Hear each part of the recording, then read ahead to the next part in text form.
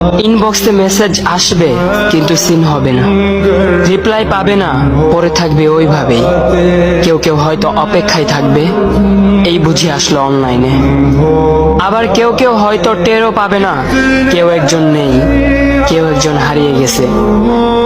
হঠাৎ একটা সময় কারোর হয়তো মনে পড়বে, কে জানি আর নেই।